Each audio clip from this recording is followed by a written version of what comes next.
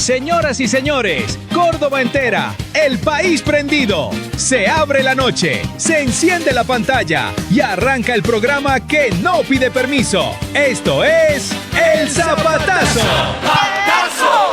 ¡Zapatazo! Desde Europa al corazón de la docta, el talento que pasó por la RAI de Italia y hoy hace vibrar cada tecla de nuestro piano de cola, Esteban Puch. ¡Zapatazo! ¡Zapatazo! ¡Que retumbe! Y junto a él, la voz que no tiene límites, la cantante que puede con todo, lo de hoy, lo de ayer y lo que le pidas, Alana. En el panel, la sonrisa que te desconcentra, la rubia que parece distraída, pero siempre vuelve con algo, Alejandrina Bonome. Atención, porque cuando él habla, hay pruebas. El periodista y abogado que no opina, demuestra Pablo Olmos. Y cuando la lógica se toma descanso, entra el delirio, el humor y la incomodidad necesaria. Diana Fons. Afila la mirada, pausa la jugada y saca conclusiones que muchos prefieren no ver. En El Zapatazo, veamos el VAR con Guillermo VAR. Y ahora sí, el hombre que no viene a mirar, viene a sacudir. El productor que convierte la realidad en un golpe directo, Jorge Zapata. Porque Zapata no calla, la grieta estalla. Arranca El Zapatazo. Eche amigo nomás, écheme y lleve hasta el borde de la copa de champán. Que esta noche de farra y de alegría, el dolor que hay en mi alma quiere ahogar. Es la última farra de mi vida, muchachos, que se va.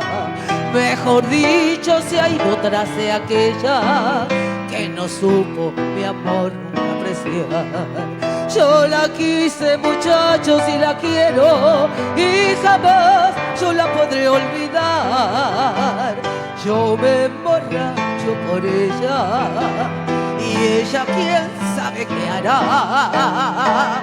Echemos más champán que todo mi dolor, bebiéndolo he de ahogar. Y si la ven, amigos, díganle que ha sido por su amor que mi vida ya se fue.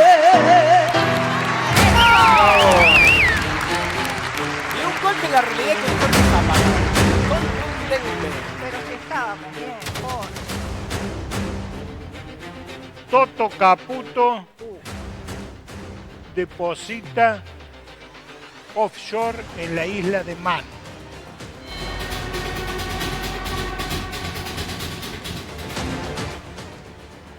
Buenas noches al país y en especial a los giles que aportamos en pesos.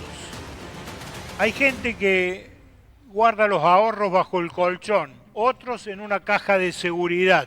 Y después está nuestro infalible ministro de Economía, Luis Toto Caputo. El hombre que nos pide patriotismo económico, que nos ruega que saquemos los dólares del canuto para reactivar el país, pero que prefiere este cachafaz dejar sus propios billetes bien cuidados en una isla paradisíaca británica, la isla de Man. Es una dependencia autónoma de la corona británica en el mar de Irlanda, entre Irlanda e Inglaterra. Isla de Man, el lugar donde Luis Toto Caputo declaró haber tenido parte de sus dólares. Pero, ¿por qué esta isla atrae a tantos multimillonarios del mundo?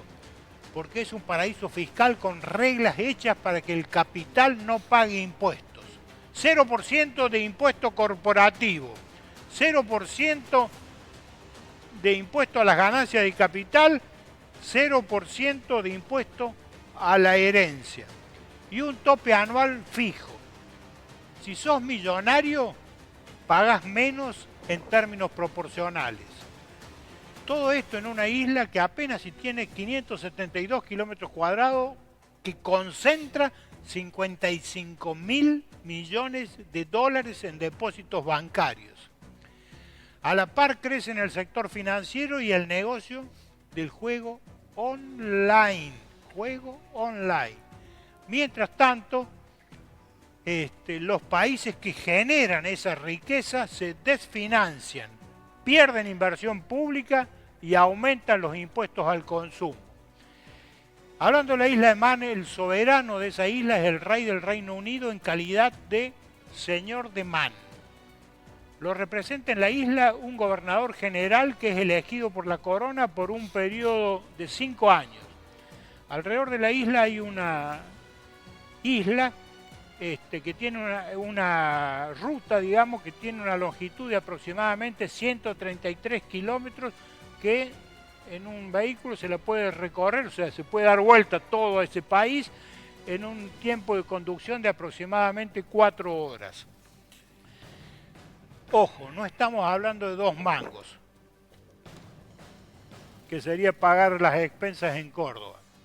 Estamos hablando de estructuras offshore complejas, de esas islas donde el sol brilla y los impuestos no existen. Mientras a vos te revisan el ticket del supermercado para cobrarte hasta el último centavo del IVA, el campeón de las finanzas argentinas tiene la fórmula de la eterna juventud fiscal. Nos dicen que hay que pasar el invierno, que hay que aguantar los tarifazos, que el próximo semestre, pero el piloto de nuestra tormenta económica tiene el salvavidas flotando en aguas internacionales, bien lejos del alcance de la AFIP o del ARCA que él mismo maneja. ¿Es ilegal? Te van a decir que no. ¿Es antiético? Hermano, es una tomada de pelo del tamaño del arco de entrada a la ciudad de Córdoba. La verdad es que Toto es un incomprendido. Él no evade. Él simplemente diversifica el riesgo de vivir en el país que él mismo nos administra. ¡Qué genialidad absoluta! Gobernar la Argentina con el corazón acá, pero con la billetera en la isla de Man. Así cualquiera es optimista con respecto al futuro del peso. Ministro, un consejo desde el zapatazo. Si tanta fe le tiene al plan económico, traiga a los verdes aquí y deposítelos en su propio país. O al menos convide un poco de la brisa de su isla inglesa para aguantar nuestra miseria. Toto Caputo, lo más casta de la casta que se forró con el Estado, no puede negar su beta humorística. Me despido con algunas de las asquerosas humoradas que dijo este asqueroso ministro Caputo. No me digas que la gente no llega a fin de mes, dijo Caputo. Nunca compré ropa en la Argentina porque es un robo. Comprá, no te la pierdas, campeón. Alguna vez comenté que lamentaba que haya muerto Martínez Dios, porque me impedía gritarle hijo de puta en la cara. Espero que Toto Caputo viva mucho para gritarle alguna vez en su celda que es otro hijo de puta. Muy bien. Dura. Jorge Zapata. Excelente. Perdón, ¿a vos te parece que no es un HDP, un tipo que está administrando la economía de la miseria de los argentinos? ¿Y hace ese tipo de comentarios? Y él se lleva el dinero y lo saca de acá el dinero. Claro. Pero mal no es el habido. único, ¿no? No es el único hijo de P No, que no, tenemos pero dentro de pero- toda esta sarta Bueno, que listo. andan dando vueltas. Pero vamos a algo que a nosotros nos gusta mucho en este programa, porque la gente nos pide Cacho Grieta. La gente nos pide el debate de la CIA, de la Central de Información y Análisis de debate este hoy? zapatazo. Hoy tenemos los desarrollistas, que están ahí en un duelo que se Entre el dice cosas... tiranosauros, Sí, entre ese, ¿cómo es? tiranosaurio Bugliotti Sí, y el Lucas Salim, exacto. el entre- desarrollista que dijo que los peronistas cagaban en balde. Los que cagaban en balde. Bueno, otro vez, a eso Perdón, también hay que perdón. gritarle. Hay que aclarar Lo que dijo se él. descubrió que los trabajadores de Salim Cagaban en balde. cagaban en Exacto, balde. sí, exacto, así como usted lo dice.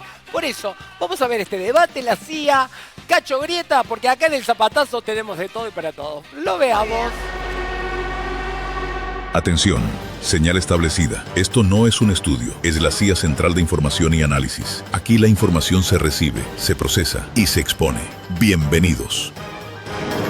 Exactamente. Dato confirmado, estamos en la CIA Central de Información y Análisis del Zapatazo. El resto, relato. Zapatazo de último momento. C5N anunció que su nuevo corresponsal en Córdoba es un fantasma. Es el único que puede entrar a las reuniones políticas sin que le pidan el retorno del sueldo, explicaron.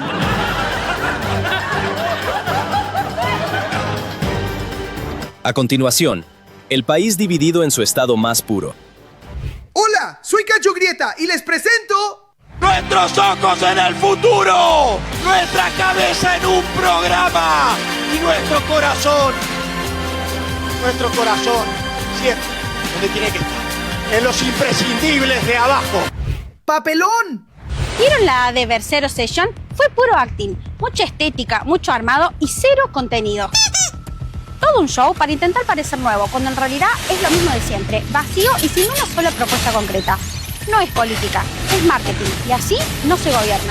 ¡Plot twist! Aquí nos venimos remando, no soy un hipócrita. Y sé muy bien cuáles fueron las políticas que nos trajeron hasta acá. Por eso conservo una esperanza y remo. Sigo remando, como vos, para que la cosa cambie.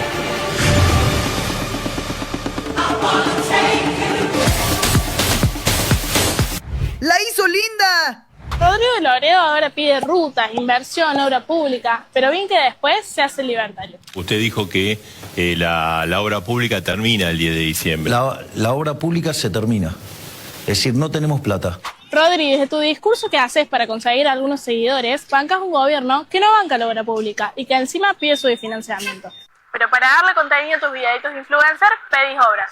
Cansados nos tenés con esos videitos. No sos Benjamín Vicuña, sos Rodrigo de Loredo, un eterno derrotado. ¡Soy Cacho Brieta! ¡Hasta la próxima! ¿Algo más para agregar? Sí, bajen un cambio o suban el nivel. Imposible lo primero. Difícil lo segundo. Zapatazo de último momento. TN instaló una cámara fija en la heladera de una familia de Barrio Alberdi. La transmisión es un éxito. Hace 3 meses que no pasa nada, ni una luz se prende adentro. Se abre el debate, con posiciones ya definidas. Llega el duelo de dos grandes desarrollistas cordobeses midiéndose la fortuna y el nivel de caradurismo. Tyrannosaurus, Tati Bugliotti y Lucas Proaco Salim, el que dice que los argentinos cagan en baldes. Lucas, vos todavía soñás con tener un shopping como los míos. ¿Y vos soñás con tener edad para subir 20 pisos sin ascensor? Yo construí un imperio. Sí, con más excepciones municipales que ladrillos. Yo construí un imperio. Tus torres parecen Las Vegas manejada por inspectores distraídos. Hasta la hija del exgobernador Mestre cobró por tus planos irregulares. Por lo menos tengo espalda financiera, no como vos que todavía no explicaste. Claro, bancos, financieras, hipermercados. Te falta nomás imprimir moneda. Y vos querés llenar Córdoba de torres aunque no haya cloacas, gas ni agua. El negocio inmobiliario no espera. La infraestructura tampoco, pero con ustedes siempre llega tarde. Habla el hombre que convirtió un shopping en municipio autónomo. ¡Se terminó! 2 multimillonarios discutiendo quién tiene más plata, más contactos y menos inspecciones. O sea, el verdadero patrimonio cultural de Córdoba. Empate técnico, en desacuerdo absoluto. Hasta aquí, CIA Central de Información y Análisis del Zapatazo, recordándoles que esto fue noticia, aunque parezca literatura fantástica.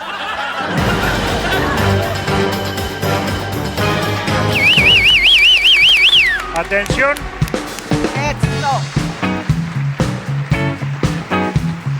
Durante más de 30 años convivió con los silencios más difíciles, autopsias, escenas del crimen e investigaciones que marcaron la historia judicial de Córdoba. Médico forense de prestigio internacional, dirigió durante 17 años el Hospital Iturraspe y fue protagonista de innumerables causas de alto impacto. Esta noche nos acompaña un hombre que dedicó su vida a poner la ciencia al servicio de la justicia. Bienvenido, doctor Mario Viñolo. ¡Bravo! Doctor Mario. Bienvenido, doctor. Bienvenido, un honor tenerlo al doctor Mario Viñolo, médico rural, médico legista, médico forense, director durante 17 años del Hospital Iturraspe. Mario, después de más de 30 años entre autopsias y escenas del crimen, ¿cómo hiciste para cerrar esa etapa? ¿Estás jubilado? Sí, me jubilé, bueno, buenas noches a todos. Buenas noches, ¿cómo va? Me jubilé el 1 de febrero. Dije que nunca me iba a jubilar, pero bueno, pero hay etapas que hay que cubrirlas. Bueno, trabajo más que antes, pero sí, me costó mucho porque era mi vida, es mi vida y sigue siéndolo. Pero fue presionado por la familia, fue una decisión propia. No, tengo una hija en Buenos Aires y un hijo en España, así que no hubo mucha presión. No hubo presión. No, el año pasado tuve un problema de salud y eso me ayudó a tomar la decisión. ¿Sí? Fuiste director del Hospital Iturraspe durante 17 años. 17 años. ¿Tuviste vinculación con la política para ser director? Jamás. Es más, no vengo de la política y menos del justicialismo, pero fui 17 años director durante todos los gobiernos justicialistas. ¿Cómo ve con Schiaretti, con Mestre, con Schiaretti? El desfinanciamiento que está teniendo la salud en este momento con este gobierno? ¿A qué nivel? En el nivel salud. Pero salud. ¿Nivel nacional provincial? Mira, más que de financiamiento, yo digo que Argentina es uno de los países, y Córdoba, que más dinero a veces hay en salud. Hay que ver cómo se usa también. ¿Qué quiere decir con eso? No, que a veces no se priorizan algunas cosas. Córdoba es una provincia que absorbe gente de varias provincias. Como de La Rioja, de La Rioja, de San Luis, de Catamarca, todas provincias vecinas. Y de Santa Fe también. Yo durante mi gestión en el Hospital Iturraspe, nosotros tenemos una cuadra a frontera. Y Santa Fe no es una provincia pobre. Y durante 17 años estuvimos peleando para que nos den algo. El 100% de los habitantes de frontera nacen en San Francisco. Y toda la frontera no tiene hospital ni maternidad, entonces todo nace acá. Yo creo que se podrían priorizar mucho más y optimizar los recursos a veces, y los presupuestos pero históricamente, no solo de ahora, los presupuestos que se designan cada año, si lo manejáramos a veces los directores directamente, cambiaría muchísimo. Yo tuve la suerte de que más de una vez me quisieron sacar por política y ellos mismos me decían no, porque si no tenemos que poner algún fiel que no. Claro. Ahora, una de las cosas que sí ha mejorado es el tema de la facturación en los hospitales provinciales. Sí, pero cuando yo estaba de director, se facturaba y lo que facturábamos venía a Córdoba, gobierno se quedaba con un 3%, un 5% y el resto volvía. Hoy viene... desde hace muchos años, no ahora, y todo lo que se factura en hospitales viene a finanzas de la provincia y no es que si yo facturo más me viene más. No, te viene lo mismo. Me viene lo mismo, eso después viene como fondo A, fondo Z, fondos que son diferentes fondos que hay.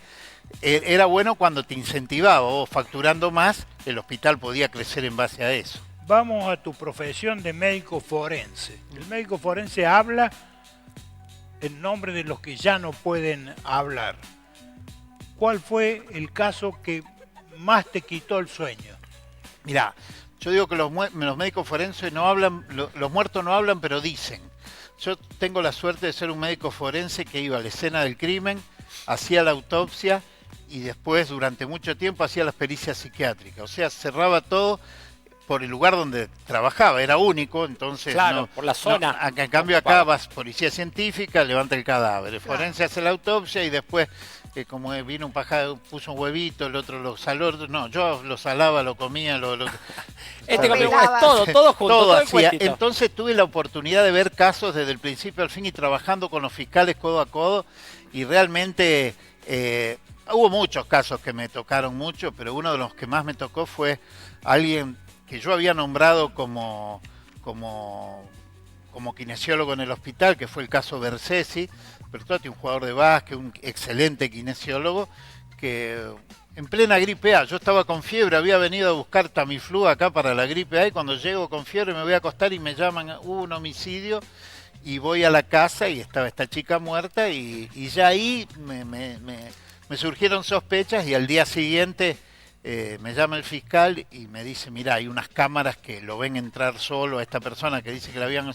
Y bueno, le digo, y así que empecé a intervenir, me tocó hacer la autopsia, un montón de pericias y cosas. Fue un caso que me tocó de cerca porque era una persona con la que conocía. A quien yo había designado sin ser amigo, sin nada, lo designé por su capacidad, que era muy bueno en lo suyo, nadie esperaba al otro. Y bueno, y porque aparte tenía presiones dentro del hospital que me decían, vos lo estás tapando. Claro. No que lo está tapando, que lo perjudicaba, y al contrario, le digo, mirá, si fuera mi hermano haría lo mismo. ¿Qué es lo primero que uno se encuentra en la escena del crimen? Que usted hace referencia a eso, a hacer esa evaluación. Yo siempre doy clases hace un montón de años en un montón de lados, sobre todo en Latinoamérica, y yo siempre digo, la observación es la madre de la investigación. Bien. Uno llega a una escena del crimen y lo primero que hay que hacer es no hacer nada. No tocar nada. Ni dejar que hagan nada. Y mirar, yo me pongo a observar, miro todo, repaso. A veces la policía me dice, doctor, falta mucho. Esperá. Pero tenemos una buena sincronización y dinámica.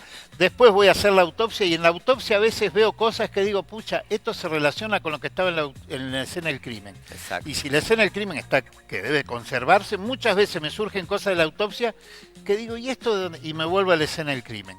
Y hubo casos que realmente se cierran con ese trípode, que digo yo, autopsia, escena del crimen, bueno, y si hay un móvil del delito, mucho más, ¿no? Doctor, ¿cuáles serían los órganos que más delatan una muerte? No sé, las pupilas. Y depende de todo. La pupila, no, uno tiene que ver el cadáver en general para ver la data de muerte, porque uno tiene que ver la data de muerte, la causa de muerte, y bueno...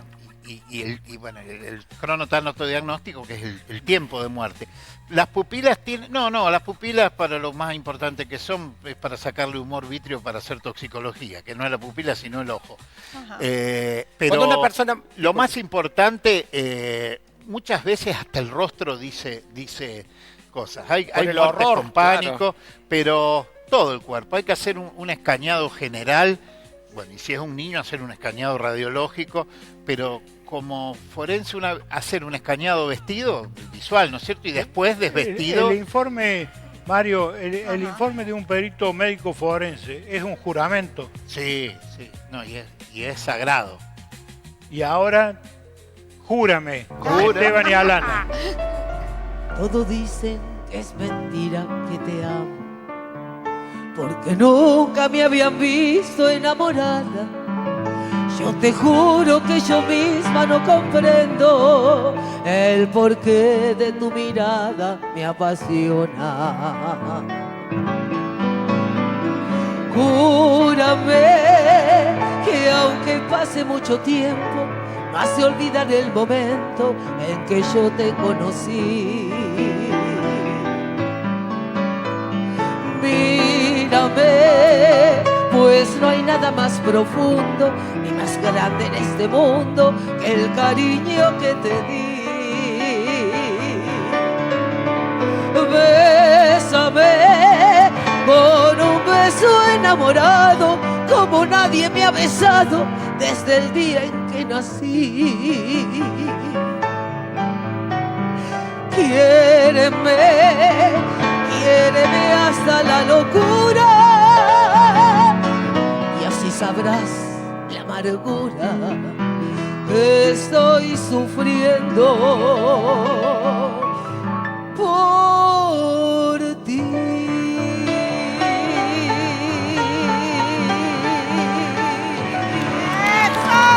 ¡Júrame!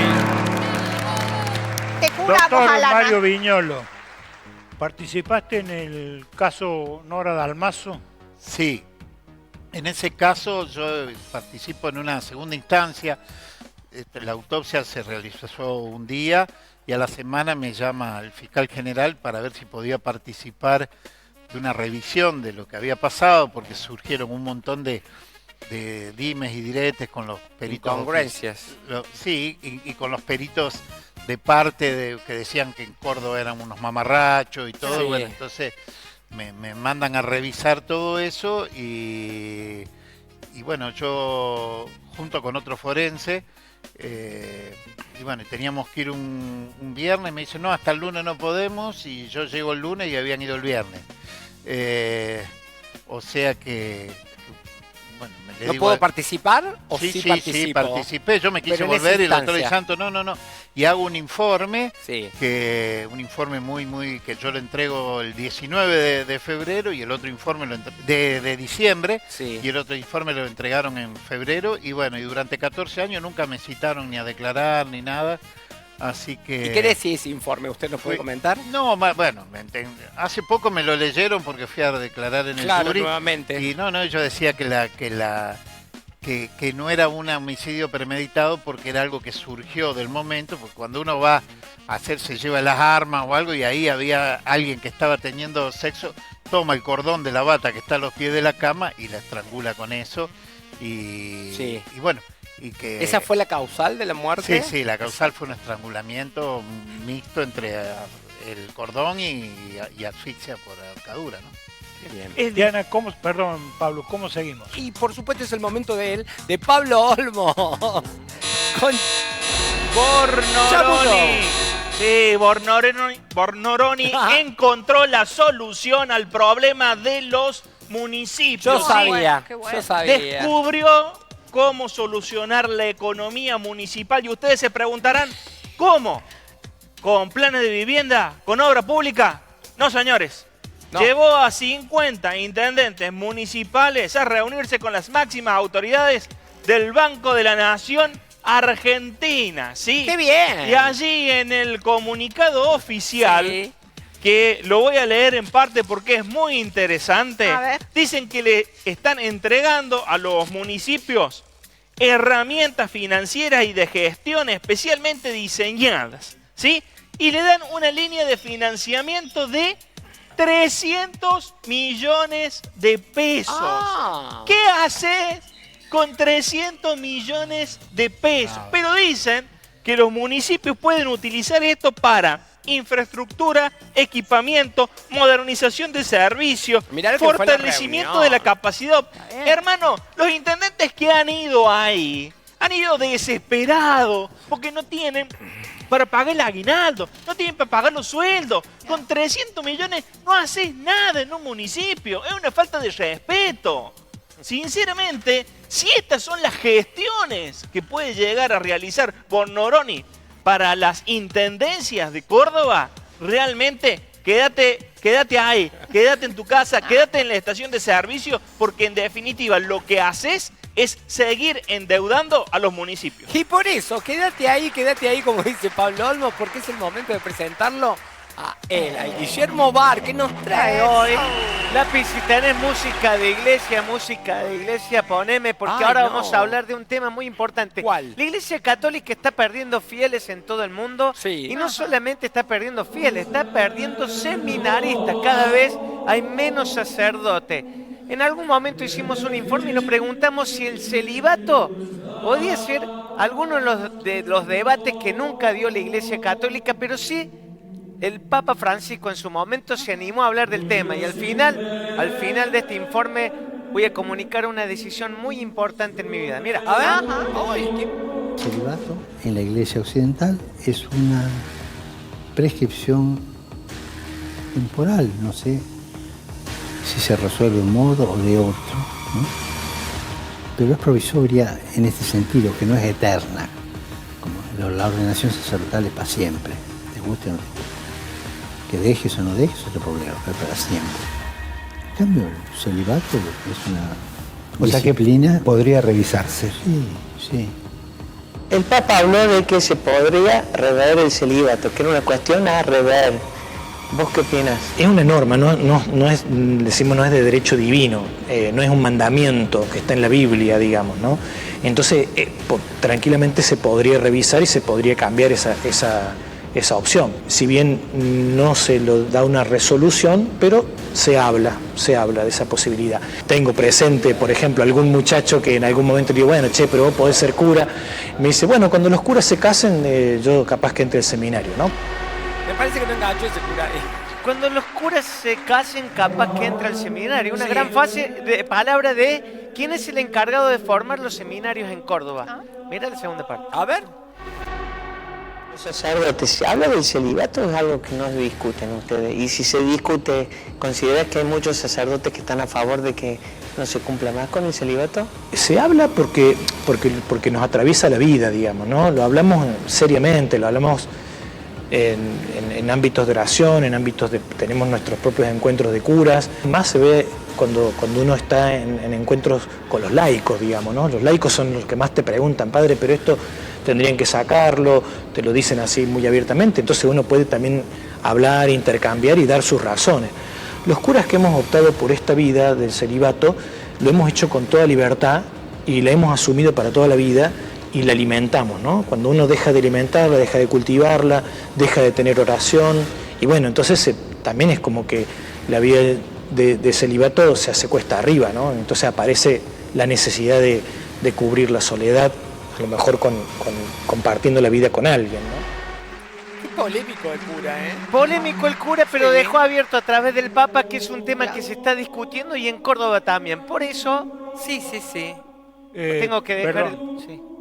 Me llamaron del arzobispado que te esperan para la confesión. Y eso es lo que estoy por hacer ahora, Jorge. ¿Qué estás por hacer ahora en vivo? Me voy a confesar. Muy bien. Voy a confesar al arzobispado. Al seminario. Y voy a iniciar mis votos para el seminario. Ay, no me digas. Y bueno, pero despedite antes. No, bien. Pero despedite. Fue muy lindo. Claro, ya que te va a entregar el celibato nos atraviesa todo. Hablando de iglesia, enseguida le vamos a preguntar a nuestro invitado de honor de hoy, el doctor médico forense Mario Viñolo, sobre la exhumación del cuerpo de Monseñor Angelelli. Enseguida, porque ahora, ¿a quién le importa? A Lana y Esteban, claro, que nos regalen un poco de música. ¿A quién le importa lo que yo haga? ¿A quién le importa lo que yo diga? Yo soy así y así seguiré, nunca cambiaré. ¿A quién le importa lo que yo haga? Zapatazo, zapatazo, que retumbe en la ciudad. Quisiera preguntarle al médico forense, doctor Mario Viñolo, que nos honra hoy con su presencia, una presencia internacional, porque se trata de un médico calificado internacionalmente. De referencia también el doctor. Referente. Doctor, Monseñor Angelelli, a la sazón obispo de La Rioja, murió en un accidente el 4 de agosto de 1976. La primera información hablaba de fracturas varias, golpes especialmente en la nuca, pero lo curioso es que el cadáver había sido encontrado en el asfalto boca arriba. La dictadura militar dijo que fue un accidente automovilístico, pero luego hubo una exhumación. ¿En qué año? ¿En el 2000? No, en el 2009, por ahí, sí, hace ya. Sí, y el Vaticano informó oficialmente que fue asesinado. ¿Usted participó del tema? Sí, yo fui perito de parte por el Vaticano, por la Santa Sede. El obispo de La Rioja en ese momento me propuso como perito de parte y vinieron los médicos de la Corte Suprema a hacer la exhumación y yo fue la verdad que algo muy, muy interesante. Creo que yo tuve un montón de casos interesantes, pero ese, bueno, aparte voy a ser uno de los pocos que le hizo la autopsia a un santo a lo mejor. Y fue todo, esa noche se hizo la exhumación de la catedral, después estaban todas las ropas, las prendas guardadas. Y yo mi informe lo hice muy en base a las prendas como estaban, porque estaba la sotana, el poncho ese que usaban los curas y los caudillos, todo desgarrado linealmente. Entonces cuando hicimos la autopsia al día siguiente, tenía un solo traumatismo craneano, estaba roto el cráneo en la parte, y el otro cura que iba con él, no me acuerdo el nombre, iban en una Fiat multicarga, quedó arriba de la camioneta, que era chiquitito, y él era un hombre grandote, y estaba como a 18 metros del auto, y yo fui médico de emergencia también, y cada vez que hubo un accidente, cuando te despide un auto, Claro. quedás todo enroscado con todos los huesos largos, muchos rotos, y ahí lo único que había un traumatismo de cráneo, en fotos que había de la época, en blanco y negro, pero entonces después cuando hacemos el informe, lo hacemos, eran 36 páginas, todo en coincidencia, pero yo ellos dicen que era un accidente, y yo digo que si bien era irresponsable negar el accidente, mucho más irresponsable era aseverarlo, que relacionando con las lesiones o los daños en las prendas, hubiera podido haber sido arrastrado y golpeado contra el suelo. Bueno, y ese es el informe que se tomó al fin, y por ese me costó algunas peleas con otro forense, pero después ya rehicimos la mitad. Pero, o sea, mi pericia fue la que se tomó para el fallo después. Por eso. Hablando de me costó, los médicos forenses, en su caso, ¿reciben presiones policiales, judiciales y políticas cuando hacen su tarea? No, presiones yo nunca tuve. Sugerencias sí, pero presiones no. ¿Sugerencias? No. Y depende de quién sugiere. Yo sé que hay algunos que son más camaleónicos, ¿no? Pero no, yo jamás, en 30 y pico años, jamás, uno sabe que por afuera lo están mirando, pero yo tengo dos premisas. Nunca voy a decir cosas que no vi, ni voy a ocultar cosas que vi. Y ahora que puedo trabajar como perito de parte, es mi primera convicción. Jamás diré cosas que no vi, ni voy a ocultar cosas que vi. Entonces, pero usted, si es perito de parte, trabaja para quien le abona su yo le honorario. aviso, yo fui perito de parte 2 o 3 veces nomás en otras provincias.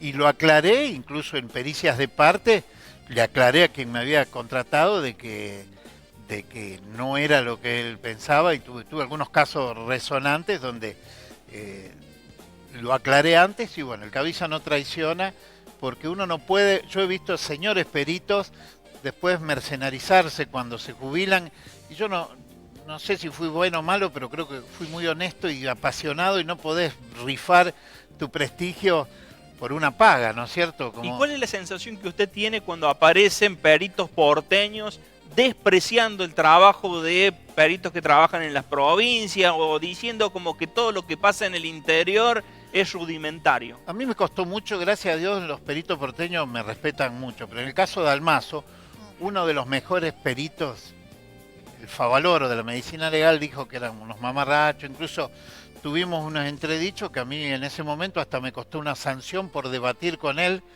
En vez de sancionar, a mí yo dije que... ¿A usted lo sancionaron? Me sancionaron, él no. Bueno, por debatir en público, y no había debatido de cosas que no eran... De la idea de lo me que había sancionó pasado. el Poder Judicial, ¿va? Pero no, o sea, ahí sí era para que no hable más, pero yo seguía hablando y me ligué un montón ¿Cómo de se da veces. cuenta que está Pero armado lo un importante de esto es Sí. que ese perito, yo un día me junté con otro de los peritos que trabajó con él, y me dice, che, vos estás equivocado. Mirá, le digo, yo trabajo por un sueldo, ustedes deben cobrar mucho dinero.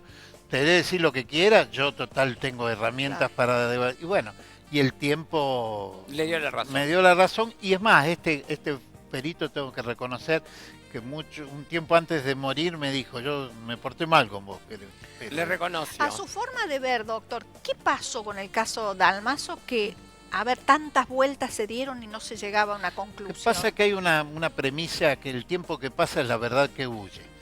Y acá se embarró tanto la cancha de entrada que yo creo que se embarró equivocadamente, creyendo que había gente que no era, y a veces en estos casos resonantes se embarra para que no se investigue, y si lo hubieran dejado de investigar, si no la Dalmazo hubiera sido Violeta Sánchez, se hubiera resuelto a lo mejor en un mes ese caso. Violeta Sánchez, si hay alguna Violeta Sánchez que me disculpe, ¿no?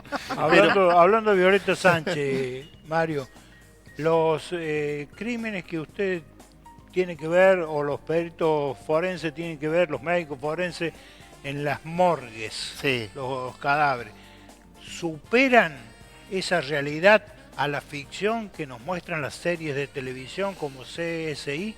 Cada vez se acercan más. Es más, yo tengo amigos la Asociación Internacional de Investigaciones, incluso he dado clase en Houston con el presidente de esa asociación, y ellos mismos se preocupan a veces porque todos estos programas muestran cosas que ni ellos tienen. Ahora, créanme que cada vez vemos casos más parecidos. No hay todos esos medios, ni siquiera en Estados Unidos a veces. Lo que sí, yo he estado en Houston y veía que la mayoría de los que investigan y salen al lugar del hecho y todos son latinoamericanos. La necesidad es la madre de la invención. Entonces a veces la pobreza nos hace que razonemos más. ¿Quiénes son los primeros que tienen que llegar a la escena del crimen? Bueno, primero que tiene que llegar es el primero que se entera, una fuerza policial, y tiene que llegar y no hacer nada ni dejar que haga nadie. Y después tiene que llegar el equipo de policía científica. Lo primero que hay que hacer es fijar una escena del crimen, fijarla con fotografía, con filmación, con lo que sea, porque esa fijación, por ejemplo en este caso Bersesi que yo le decía, después se limpió todo porque era muy aberrante, espeluznante, y gracias a toda la documentación que teníamos nosotros podíamos rever todo. Yo me levanté 20 veces a las 3 de la mañana a ver fotos y seguíamos descubriendo cosas. A ver, en los libros de derechos se menciona que los crímenes cometidos en zonas rurales suelen ser los más fuertes, los más macabros. ¿Usted lo ha podido corroborar a eso? Yo he visto rurales, bueno, más donde yo me desempeño, en zonas rurales y afuera. No, lo que pasa es que las formas de hacer desaparecer en las zonas rurales a veces son más macabras. Porque no tanto el crimen en sí, sino la forma. En el crimen rural es más común que se usen escopetas o machetazos, los instrumentos que se usan. En la zona urbana se usa más proyectiles únicos como revólver, pistola. Lo que sí, en la forma después de enmascarar el delito, sí, en las zonas rurales hay más medios.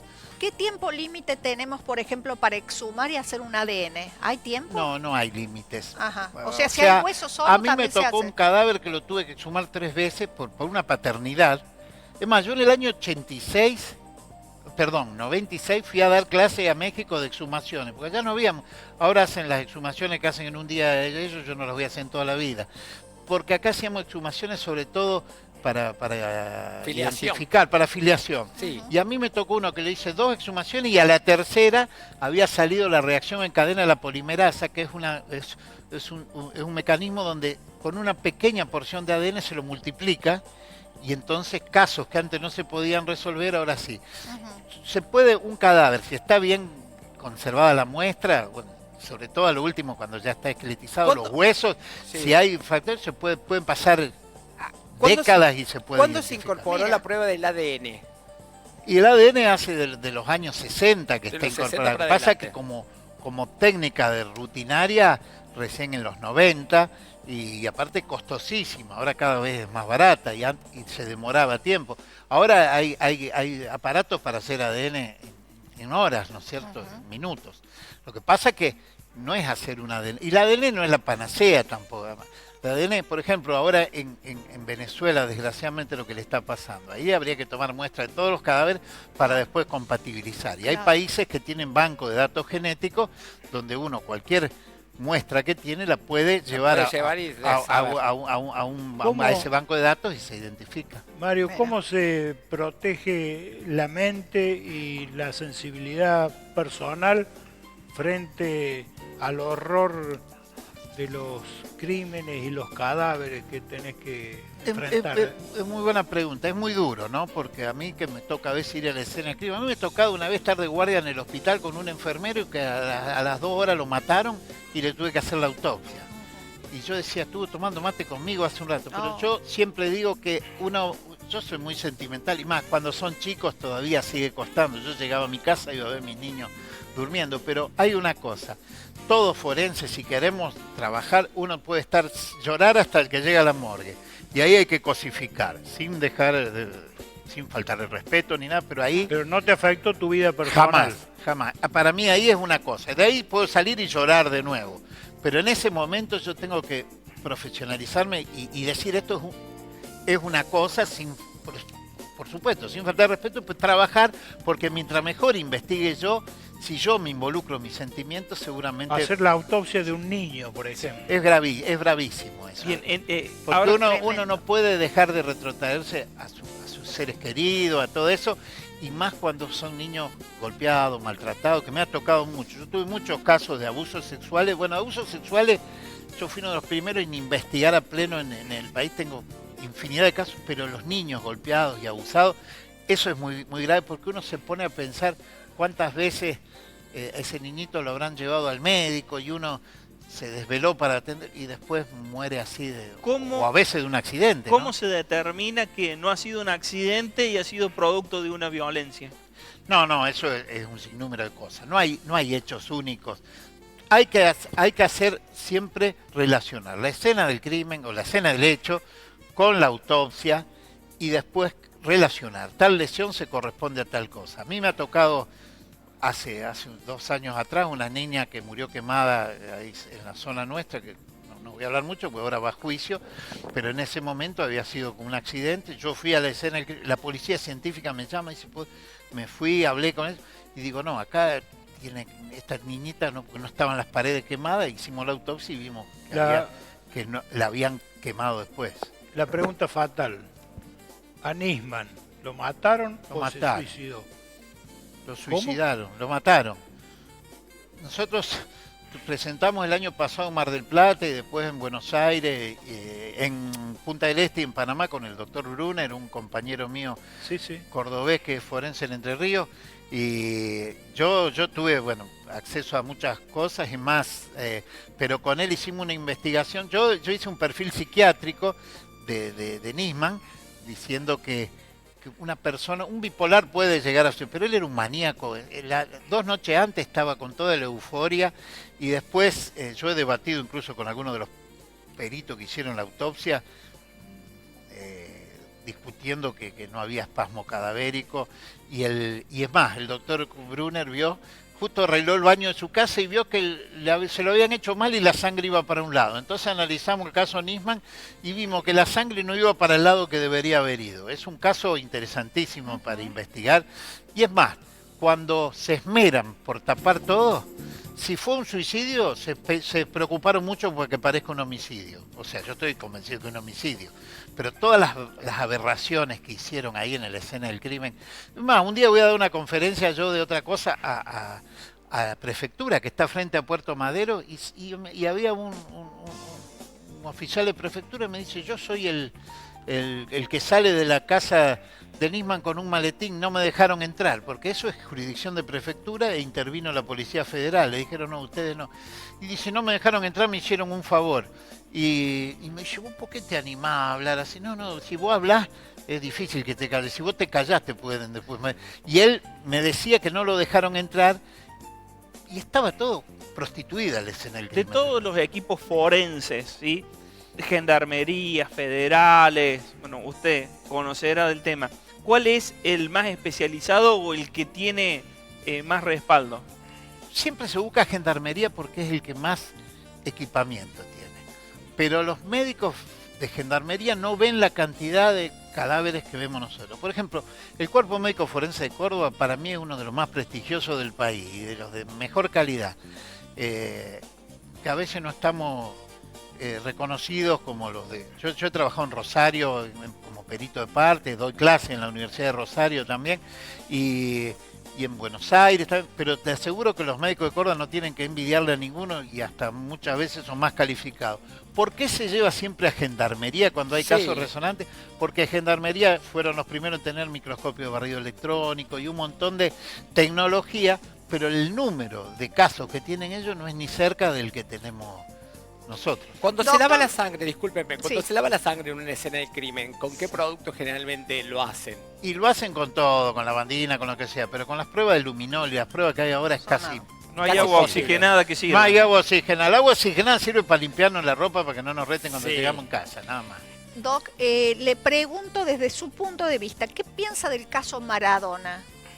¿Qué caso Maradona? Una vez me hizo la nota en Radio del Plata y le digo, primero, yo nunca hubiera sido médico de Maradona. Un una persona que nunca te iba a dar bolilla a lo que vos le pedí. Maradona se venía suicidando hace un montón de años. Yo vi una resonancia de Maradona cuando le dio ese shock en Punta del Este, que no murió porque Dios es grande. Yo vi un corazón de Maradona 10 años antes, una cardiomegalia por las drogas, y el cerebro parecía un dálmata. Maradona es una persona que yo no lo hubiera atendido como médico, porque un tipo desobediente y una todo. responsabilidad. ¿Por qué no lo Y hubiera ahora, atendido como médico? pero todos, yo creo que todos mataron a Maradona, porque yo, fuera familiar de Maradona, tampoco lo hubiera dejado. Por lo visto nadie se preocupó de ir a verlo, de cómo estaba. Entonces, hoy todos sacan consecuencias y todo, claro. pero vamos a ser sinceros, los médicos lo atendían porque ganaban guita. Y cualquiera que lo atendía sabía que era un desobediente. Y la familia, ¡ay, qué bárbaro! ¿Cómo estaba? Tenía un bañito químico. ¿Y por qué no no lo fuiste a ver nunca? Claro. Entonces, hay una incongruencia. me parece no culparía a los médicos. hay una incongruencia de todo. No culparía a los médicos. No, menos de homicidio. Sí puede haber a veces alguna negligencia. De todos modos, con Maradona, vos a Maradona le decía, toma esto y no lo iba a tomar. Yo como médico le hubiera dicho, no te atiendo más. Pero bueno, esto no lo hicieron, pero Claro. no de homicidio. Para evitar la responsabilidad. Podría darle la responsabilidad, no sé, no conozco bien el caso, pero de no haberlo dejado internado en una clínica de máxima. Mario Viñolo, ¿qué lugar ocupa la ética en tu especialidad de médico forense? La ética, yo creo que está en primera instancia en toda cosa. Hay dos cosas que digo. Cualquier país anda bien si tiene salud, educación y seguridad. Son las tres cosas que menos pelota le dan. Porque con salud y con educación se logra todo. Y sobre todo educación. Porque con la salud se logra a través de la educación. Cuando le enseñemos a vacunar, cuando le enseñemos a una mamá que darle el pecho a un nene no se va a morir. Pero la ética, no solo en la medicina, en el periodismo, en la justicia, en la política. Porque la ética, o sea, la definición de ética es hacer lo que debo ser, lo que debo hacer. Y bueno, y la ética se la pasan por un montón de lados, un montón de cosas. La ética yo creo que es la meta máxima en cualquier profesión o en cualquier actividad de la vida. Una persona sin ética pierde toda confiabilidad, la ética y la moral. Y está la ética arriba de la moral, yo creo. ¿Algún caso de ahogamiento le ha tocado? Sí, muchísimo. ¿Sí? Y soy el único forense del interior Cuénteme. que tiene ahogado de agua salada, porque tenemos la mar chiquita.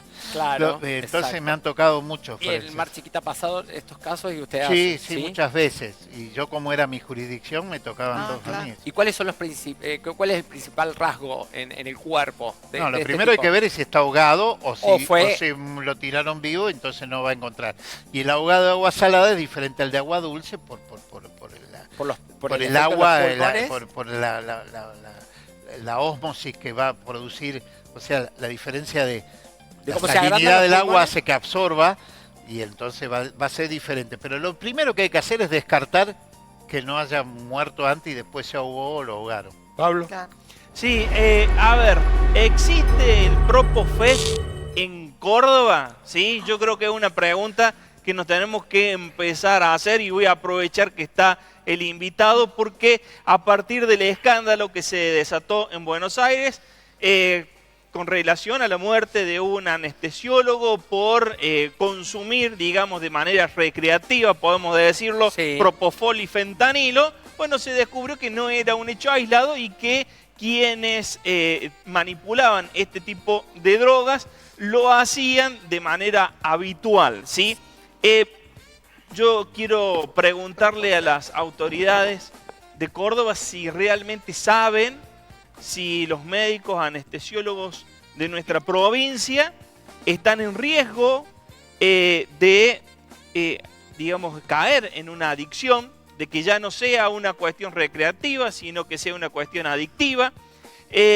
Bueno, ¿de dónde sacan eso? Lo robaban de ahí del hospital donde del hospital, trabajaba. del hospital lo sacaban. Entonces, yo creo que es importante y hoy por hoy entiendo yo que no hay ningún tipo de control. Y creo con total honestidad que si se hiciera algún tipo de test, algún tipo de control, se llevarían una enorme sorpresa. Y aprovecho la presencia del doctor para que nos dé su opinión si están en riesgo o no los médicos. Sí, mira, yo conduzco la expertoría en adicciones del Consejo de Médicos, soy el director de la expertoría y yo doy las clases de fentanilo y he visto muchas muertes por fentanilo. Ahora, en la provincia de Córdoba, cuando fue esto de la Propofet, yo incluso lo escribí en el Facebook, después me hicieron unas notas en algunos días. Sí. Yo de que me acuerdo hubo 5 o 6 muertes en toda la provincia en los últimos 15 años, o sea, documentadas. Por Propofol y tuve por fentanilo incluso colegas. Yo en el hospital, nosotros el fentanilo lo administrábamos con mucho cuidado con la dosis unitaria. Se iba a operar un paciente y se le daba la dosis y después... Ahora, yo he visto médicos juntar los frasquitos con los residuos de eso y usar eso para suicidarse. O para suicidarse no, para darse una dosis que terminaba siendo suicida, ¿no? O para hacer una sobredosis. Es un control que hay que hacerlo muy estricto. En general... no está tan descuidado acá. Ahora, lo grave de ese hecho fue que lo hayan robado de un hospital de primera línea y que lo hayan comercializado. La droga y del hay amor. Comercialización de fentanilo y bueno, Sí. el fentanilo trucho, porque una vez a mí me preguntan si en Argentina, dicen, hay muchos adictos por fentanilo. No, gracias a Dios no, porque no hay plata. Pero los matábamos con el fentanilo adulterado. Claro, adulterado, exacto. Ahí venía la situación. Pero en Córdoba no hay tanto peligro, hay bastante control. Pero no el control que se podría hacer, ¿no? Mario Viñolo, ¿qué le aportó tu experiencia al sistema de justicia?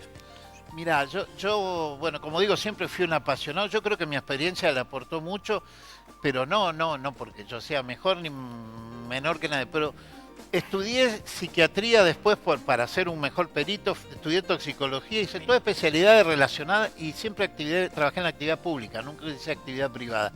Fui 4 veces presidente de la Asociación Forense Argentina y yo insistí mucho para que se trabaje en equipo, para que se trabaje y para que se tenga en cuenta al médico forense, que no es una rata de morgue, sino alguien que tiene que saber a veces mucho más que todos los otros, porque tiene que saber un poco de todo. Y siempre digo, y de lo que no sabés, lo importante no es saber, sino tener el número de teléfono del que sabe. Tener la humildad para preguntar al mejor en cada cosa. Por algo el doctor Mario Viñolo es el referente internacional de Argentina en medicina forense. Mario, un honor haberte tenido. El honor es mío, la verdad que fue un gusto y yo vivía en un pueblito donde dábamos vuelta a la antena y veíamos el 13 de Santa Fe y el 10 de Córdoba nomás, así que calculá cuántos...